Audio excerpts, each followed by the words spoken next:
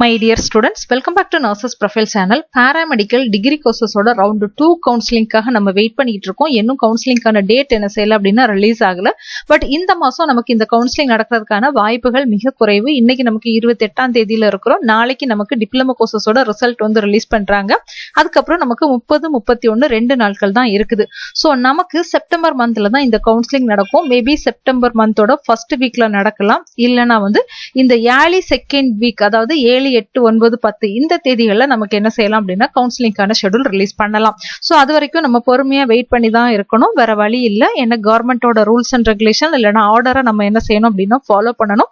Medical selection கமிட்டிக்கு அந்த order கிடைச்சா மட்டும்தான் நமக்கு என்ன செய்வாங்க அப்படின்னா கவுன்சிலிங் ஷெட்யூல் வந்து ரிலீஸ் பண்ணுவாங்க.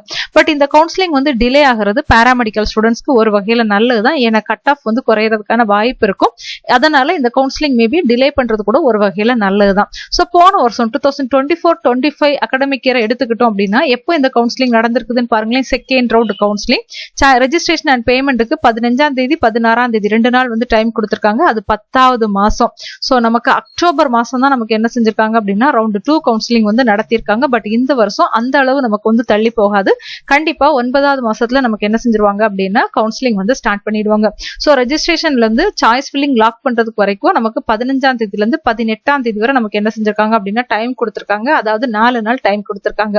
அதுக்கப்புறம் 2 டேஸ்ல ஒரு ரிசல்ட் வந்து ரிலீஸ் பண்ணிருக்காங்க. அலாட்மெண்ட் ஆர்டரும் அதே டேட்ல டவுன்லோட் பண்ணிருக்காங்க. காலேஜ் ஜாயின் பண்றதுக்கு 24ஆம் தேதி வரை டைம் கொடுத்திருக்காங்க. ஸோ கவுன்சிலிங் ஸ்டார்ட் பண்ணி நமக்கு இந்த கவுன்சிலிங் முடியறதுக்கு பாருங்க கிட்டத்தட்ட 10 டேஸ் வந்து டைம் ஆயிருக்குது.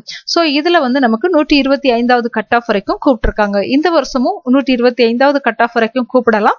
இல்லைன்னா அதுக்கு குறைவான கட் ஆஃப் கூட நமக்கு என்ன செய்யலாம் அப்படின்னா கூப்பிடலாம். அது நமக்கு கவுன்சிலிங் ஷெட்யூல் ரிலீஸ் பண்ணும்போது தான் எக்ஸாக்டா தெரியும். ஸோ நமக்கு இப்போ செப்டம்பர் மந்த் நமக்கு வந்து இந்த கவுன்சிலிங் வந்து ஃபர்ஸ்ட் வீக்லயோ இல்லைன்னா செகண்ட் வீக்ல நடத்தினாலுமே இந்த கவுன்சிலிங் நமக்கு முடியறதுக்கு கண்டிப்பா செப்டம்பர் 20ஆம் தேதி இல்லைன்னா செப்டம்பர் 25ஆம் தேதி வரை நமக்கு ஆகிடும். ஸோ நம்ம வந்து காலேஜ் போறது இந்த ரவுண்ட் 2 கவுன்சிலிங் முடிச்சுட்டு காலேஜ் போகக்கூடிய ஸ்டூடெண்ட்ஸ் வந்து இந்த செப்டம்பர் லாஸ்ட் வீக்ல தான் என்ன செய்வாங்க அப்படின்னா போக முடியும். ஏன்னா கவுன்சிலிங் நமக்கு டிலே ஆகிறதுனால நமக்கு எப்படி இருந்தாலும் காலேஜ் ஓப்பனிங் அப்படிங்கிறது இந்த செப்டம்பர் 4th வீக்ல தான் இருக்கும்.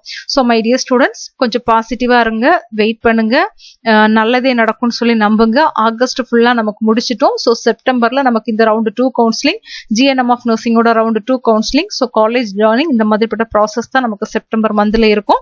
கவுன்சிலிங் ஷெட்யூல் வந்த உடனே நான் உங்களுக்கு என்ன செய்யறேன் அப்படின்னா அப்டேட் பண்றேன். தொடர்ந்து நம்மளோட சேனலை ஃபாலோ பண்ணுங்க. வாட்ஸ்அப் சேனல்ல ஜாயின் பண்ணிக்கோங்க. டெலிகிராம் சேனல்லையும் ஜாயின் பண்ணிக்கோங்க. தேங்க்யூ.